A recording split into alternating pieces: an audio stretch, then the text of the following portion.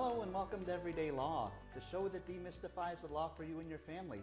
I'm your host, attorney Robert Monahan, and I'm joined today by Shyama, Parikh, my good friend who practices divorce law in Waukegan. Welcome to the show, Shyama. Thanks for having me, Bob. You know, the reason I wanted to do a show on divorce is I was on a legal forum site where people could type in on the internet and ask questions of lawyers, and they would get on the site and answer. Okay. And it divided into categories like accidents, bankruptcy, consumer law, and so on. And the typical category had about 20,000 questions. But do you know how many questions there were for divorce? I'm guessing a lot more. A lot more. 500,000. Oh, wow. 500,000. I'm not surprised. It's a category that people are really interested in. Oh, good. And you've been practicing divorce law since, what, 2003? Yes, that's right, 15 years. 15 years. So you have a lot of experience, and you like it. I love it. Yeah. Yes, yeah. very much. We're going to talk about agreed divorce today, which is a different kind of divorce than typical. Is that true? That's true. I mean, an agreed divorce is what?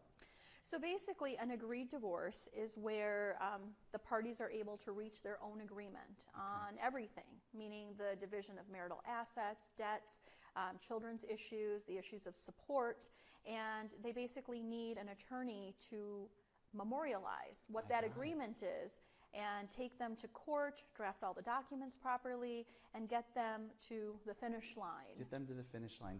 That's right. We talked about that a little bit before the show. I mean, I'm an injury attorney, and people are always like, when they say, oh, you're an injury attorney, well, if I ever get injured, I'll call you. And it's almost like they're acting like I hope they get injured. Do you ever experience that? I do. Do you know what I mean? You're a divorce lawyer. Well, if I ever get divorced, I hope I never need you or whatever, And the sad part is we get a bad rap sometimes where people think we're out there breaking up marriages for business. And I always have to correct people and say, by the time people get to us, the marriage is pretty much over. And we're there to help guide people through the legal system so that at least they're educated and they come out with the best result. That's right. It's like a chasm. I mean, you start at one end, in kind of turmoil, and your job, just like my job, is to help them get across that chasm to the finish line to the other side, where at least they can get a fresh start or start over. Exactly. Yeah. So the areas that we wanted to talk about were, we want to cover maybe 5 things today if we can, but if we can, we'll do our best. Okay. So the first thing we wanted to cover were assets in a divorce. Yes. Because after you get married, your rights and responsibilities with respect to your property change, right? Correct. So if you're living together, that's not true. Is that right? That's right. So if a couple lives together, go ahead, yeah. So a lot of people come in thinking that, well, we were in a relationship and living together before the marriage, and so that time period should mean something. And unfortunately, according to Illinois law, the date that the court actually starts with marital property, marital debt, is the actual date of marriage, not any type of relationship or cohabitation. Right, so living together doesn't change your legal rights and responsibilities. With respect to your assets or debts, does it change? I mean, this is off topic, so I'm throwing a curveball at you. I just thought of it because I wondered. Sure. What about children? If a couple's living together and have a child, what about their legal rights and responsibilities before they get married versus after they get married? That's a curveball. I know. We didn't talk about that. No problem. So we do have parentage cases for people to go to court if children are born out of wedlock. Okay. However, if they are living together and had a child, if they get married after that, then that is presumed to be the child then of the father. And then the last thing we wanted to talk about, if we can, is support and maintenance. Support and maintenance. So assets, debts, children, support and maintenance, and then if we can, we'll try and get to divorce by publication and divorce by default. Sure. So with assets, when someone comes to see you at the beginning and they say, Shyama, we can't work it out anymore, but we're going to do this amicably, what are you looking for in terms of having them spell out what assets they have and how to handle them? What are some of your first questions? Sure. So initially, when someone comes in to meet with me, I have them fill out an intake form. Sure. And so that's either on my website or when they come in, we will give them a form. It's 3 pages long. Okay. And it actually breaks down the different categories of property and debt. And Oh. so it will have, initially contact information, where people are employed. Name, rank, and serial number, Yeah, right. employer, all that good stuff. Right, Exactly. right. And their income. And their income. And then children's information, names, dates of birth, if the parties are living together or when they separated. Right. And then we have an asset section. So, Yeah. for example, homes, if they have any vehicles, bank accounts, retirement, and major pieces of personal property. Got it. So I'm not looking for forks and spoons and tablecloths, but I'm looking Yeah. for, okay, do you have a computer, worth substantial amounts of money? Do you have an art collection? Do you have any pets? So anything of substantial Pets. value. Yeah, Yes. yeah, that's interesting. And do you ask them at that point, because I know it matters when the property was acquired, because I know it matters that if it was, tell me this, if it was acquired before the marriage, it's different, it has a different status, right, than property acquired after the marriage if the marriage is going to end. That's right. Yeah. So anything that was acquired prior to the date of marriage is non-marital property, Okay. according to the statute. Anything acquired after the marriage is considered marital unless it can be classified as non-marital under the statute. Oh, okay. So the best example would be an inheritance. So if a couple is married and one of the spouses inherits money, so long as that money is kept separate, it retains its non-marital classification. Got it. If it gets commingled, then that's considered a gift to the marriage and subject to division. Wow, that's interesting. So there's certain, so in general, let me just rephrase it so I can make sure I understand it. If you acquired it before you got married, it's non-marital as long as you don't commingle it during the marriage. But if you acquired it after the marriage, it's something that the divorce decree will split, or your divorce agreement will split? Yes. Unless the statute says it's somehow exempted. Correct. Like an inheritance. Exactly. Okay, okay. Now, can I ask you another question? Sure. This is something I've heard from my other friends who practice divorce. I've heard that oftentimes one party starts planning the divorce, right? And that the other party is kind of blindsided by it. Do you find that to be true? I just want to know your take on that. So people come through my door In a from variety both of perspectives. situations. Exactly. Yeah, yeah. So I have the planners Yeah. that come in to hire me, and they have started collecting information and documents. Yeah. And then I have the people that are shocked and come in tears because Yeah. they've been blindsided. Yeah. And so, yes, I mean, it is unfortunate, but people sometimes don't communicate as Yeah. couples, and that often leads to the divorce. Yeah, it's a factor, I bet, right? Exactly. And so that's why the agreed divorce is nice, because when people come in, They come they in are together. on the same page. They come in together. Usually when a couple contacts you about what's going to be an agreed divorce, have they kind of talked between themselves and said, this isn't working, let's go see Shyama together and we'll work this out, as best we can? So because Illinois doesn't allow dual representation, I usually meet with only one of the parties. They can't come together. Correct. And before we go on, dual Sure. representation would mean you'd represent both. Correct. Both husband and wife. Can they waive that? So they cannot waive that, can't? unfortunately. Okay. No. But what I do is, as part of the agreed divorce, I draft the paperwork for the unrepresented party. And so one of those documents is actually an appearance form. Mm-hmm. And that appearance form has their name, address, phone number, email address. So that gets filed with the court. And that's one of the mandatory documents that the court Do you ever needs. ask the other side to, like, say the wife, Mrs. Smith, comes to see you, and do you say, why don't you get Mr. Smith to get an attorney, just so the attorneys and I can work through the issues that may come up during your agreed divorce? So I have recommended when people have larger estates, Yeah. or when there's a concern because someone is self-employed Right. and you're trying to figure out income and support and maintenance. Right. I have said, to protect yourself, we can refer your spouse to such and such attorneys, and I have a list of a few people that I know and I've worked with, so they're obviously competent, very reasonably priced. Right. And so we do send them to their own counsel, Right. just so they also have the benefit of counsel, because you don't want them to come back later and try to undo the divorce. That's great. Now we're going to take a break, but when we come back, we'll finish up a little more on assets and then move on to debts and then children. Okay? Okay. All right.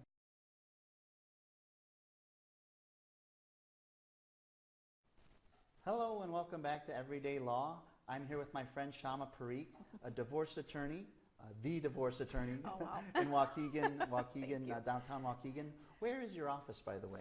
So my office is at the corner of West and Washington, which is about 2 blocks from the courthouse. Got it. Very close to the courthouse. Yes. And what we're talking about today is agreed divorce.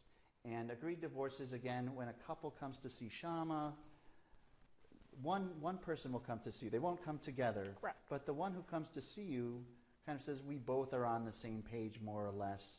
And tell me, why would an agreed divorce, a divorce by agreement, be better than one where you would say, let's send out the divorce petition? Sure. So lots of reasons. I would say the top reasons would be, number one, people want to save time. Yeah. They, usually the marriage is broken down and they want to move on, whether they have a new person waiting or they just want the clock to stop running in terms of collecting assets and debts. Wait, hang on a minute. Sure. Like, what do you mean by that, collecting assets and debts? So basically, if they are dividing assets and debts or retirement, usually it's from the date of marriage to the date of divorce. Yeah. So the sooner you can file, that's the date that the maintenance clock stops running, and then the date that you finalize would stop the retirement and other assets and debts from running. Can I ask a question about that? Sure. Because that's interesting. So if you have a 401k and you're depositing it, like you said, as soon as you get married, that's a joint asset. Correct. Right? Are your deposits from before the marriage because it's a 401k? Do they separate out? They do. They do. Because once they divide your deposits before the marriage? They do. And that's your property? That is. Ah, okay. So basically there's a document called a quadro, a qualified domestic relations I've order. heard of them. They sound scary. A quadro. Q-D-R-O. Yes. Quadro, yeah. Or a quildro if you work for the state. Okay. So like a police officer or a teacher or something. Yeah. But yeah, the clock stops running at the date of divorce, but it starts at the date of marriage. That's so really interesting. Anything prior belongs Is yours. to that person. Okay. Yeah. Got it. And then, so a family, in terms of time, they want the clock to stop because every deposit they put in, once they've decided they're going to divorce, but before they divorce, is split between them, which they don't want anymore. Absolutely. That's interesting. Okay. So where we were, before we got on that topic, we were talking about someone comes to see you, they've decided they want to get their divorce, and I forgot where So they want to save time. They want to save time. Thank you. They want to save time. They also want to save money.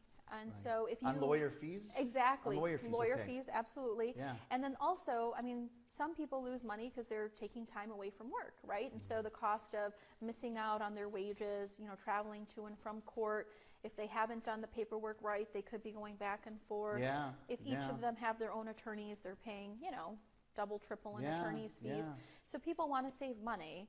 But I think the main reason is because people that can talk through and reach an agreement are usually people that are somewhat civil and cordial and may have children. Yeah. And so they're trying to preserve their relationship. Yeah. And so... That's really interesting. Yeah.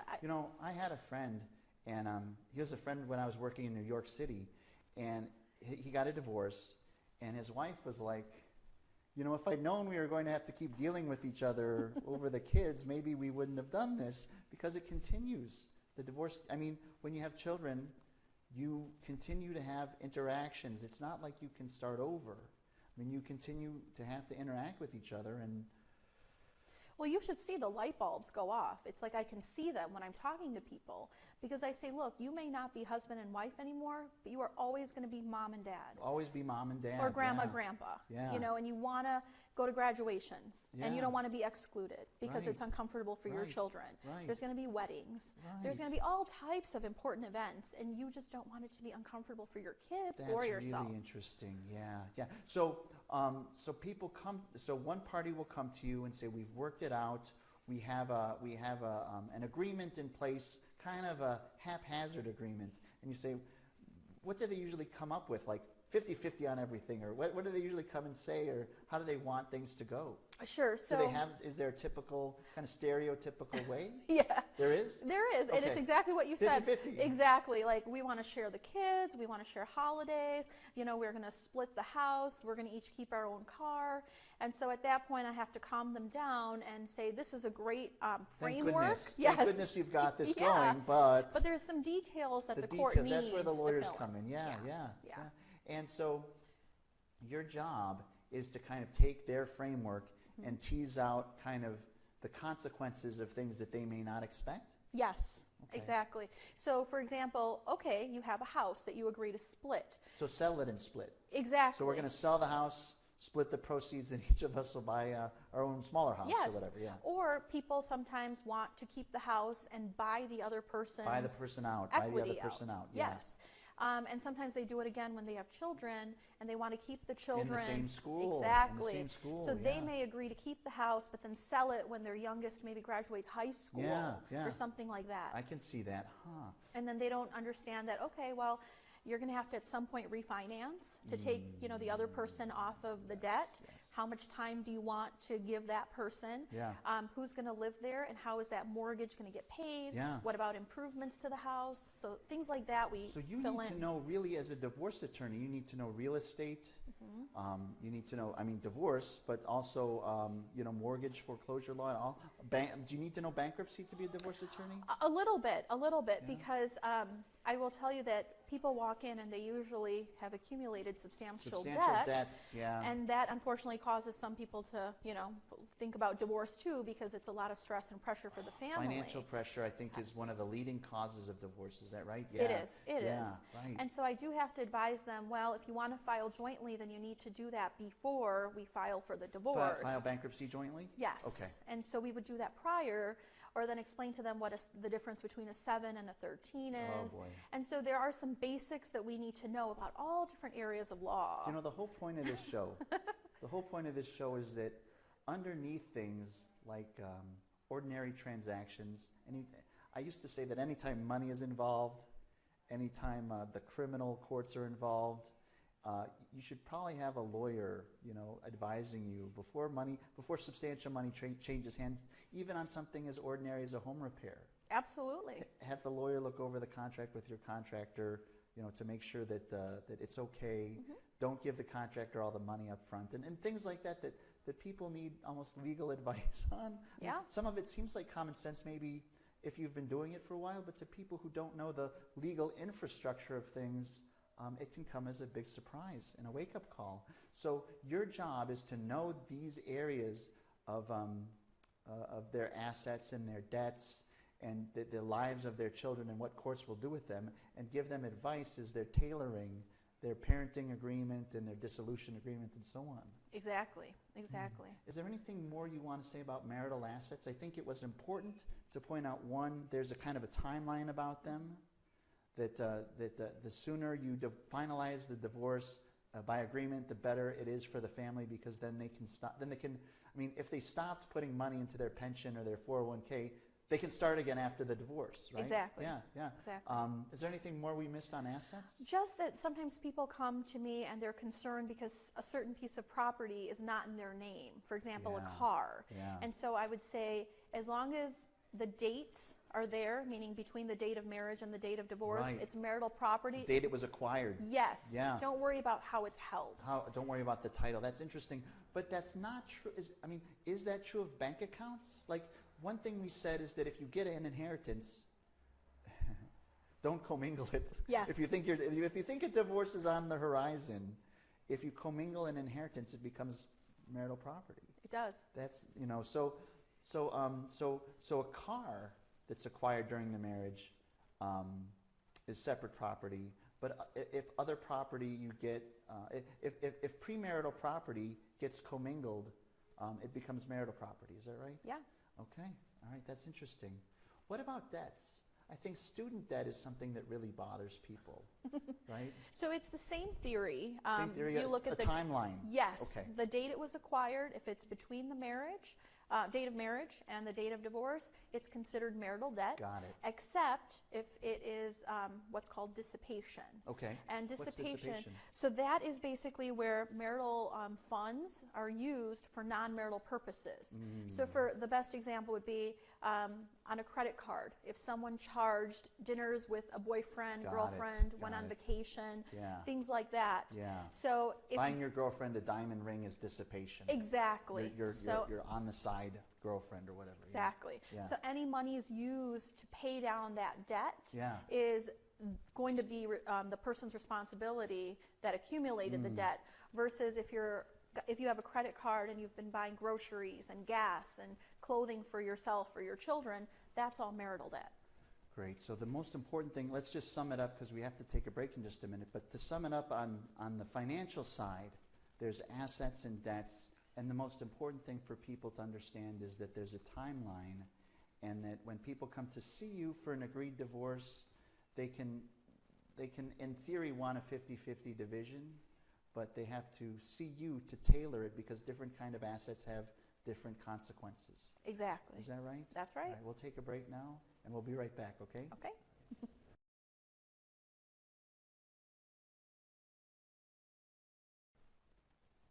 Hi, and welcome back to Everyday Law, the show that demystifies the law for you and your family. Again, I'm your host, Robert Monahan, and I'm joined again by my friend, Shyama Parikh, who practices divorce law in Waukegan. Shyama, we were talking about kind of the financial part of divorce, of agreed divorce, and we said that a lot of times the family will come and see you and say they want a 50-50 split. Right. Do they say that about the time with their children and their holidays with their children too, that they want, they're being amicable, so they want as much as possible to divide evenly? Yes. Yeah. So people usually come to me and say, okay, we want, shared decision making. Okay. So they use the word custody still, but our statutes have changed where now we call it allocation of parental responsibilities. Right. Just to mix things up. Yeah, right, because that's not a mouthful. Yeah. Allocation of parental responsibility instead of custody. Yeah. So it can be shared, which is the old version of joint, or there can be a primary person making decisions. Okay. And the four main areas would be medical, religion, education, and activities for the children. Oh, wow. Medical, religion, activities, and education. Yes. Okay. And so before, where it was like all or nothing, Yeah. now you can actually separate and say, okay, one person will have either primary on a couple issues and they'll share on another. Whoa. To me, that sounds like, to me, that sounds like overcomplicating it.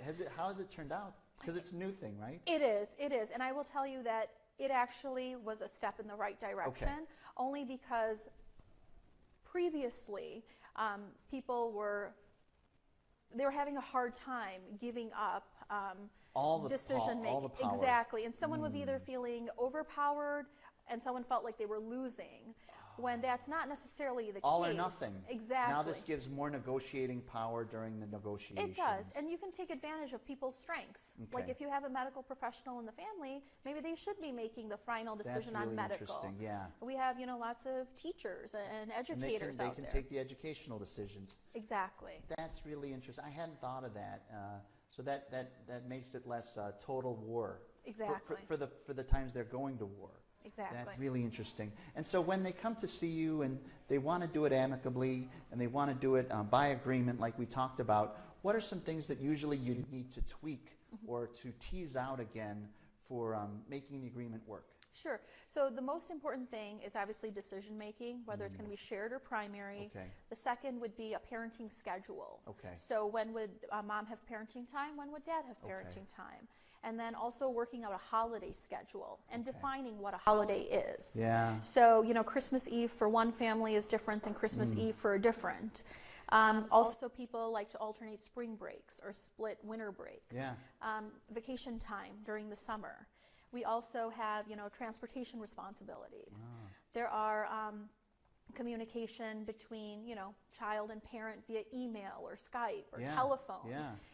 And then there's now the issue of, right of first refusal. What's that? So right of first refusal is when you are unable during your parenting time to be present for a certain period of time. It's the responsibility to call the other parent first before calling a babysitter or third party. And so, like if I had the children one weekend and I had to go to work and it was going to be, you know, let's say 5-6 hours. If my right of first refusal is for 3 hours, I have to call dad before I call a third party. Sense, I think.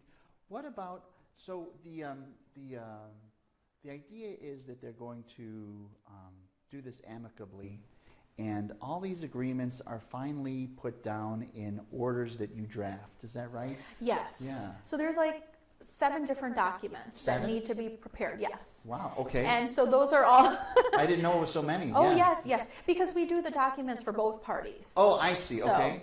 So we do. So the person who hires us, you know, we do the paperwork for them, but then we also give them the paperwork for their spouse to sign. Now I have to stop because. So this happens by default then, because there's no, so a divorce by agreement or an agreed divorce is a default divorce. Is that right? Exactly. Exactly. Because there's no petition filed? Is that right? There's no petition filed ever? So we file the petition after we have the signatures on all of the agreements, because then the language of the petition is more neutral.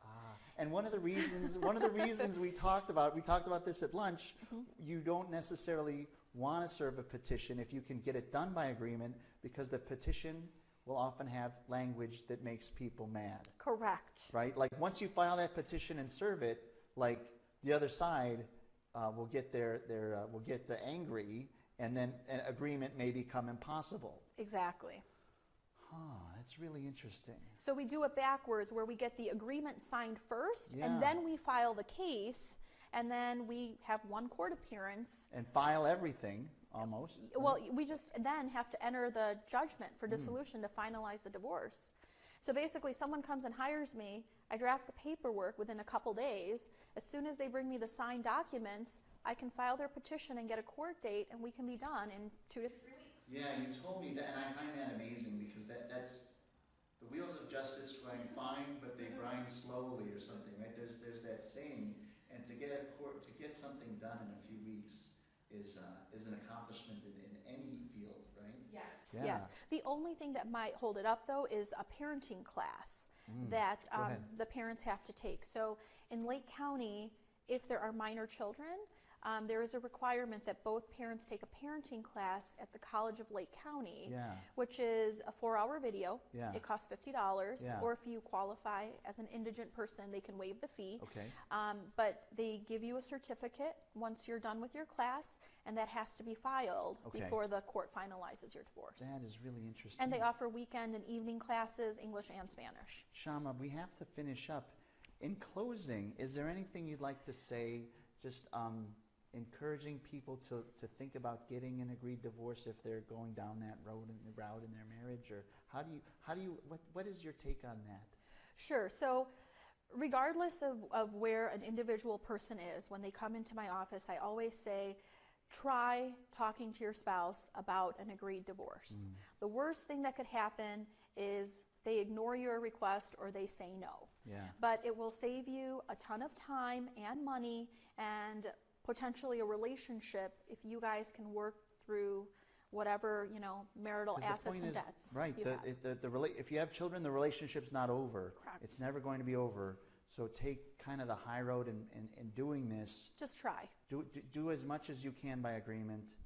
And if that agreement breaks down, you can always go back to modify it once it's entered. Is that right? Yes. So certain issues like support issues and parenting time, that can always be modified. Property division, you're done. Not so much. You're done. Yes. You're done. I see. So support and maintenance, which we didn't get to today, and I apologize, but we have to wrap up. Sure. You've been watching Everyday Law with me, Bob Monahan, and Shyama Parikh. Thanks for joining us, and everyone have a good night.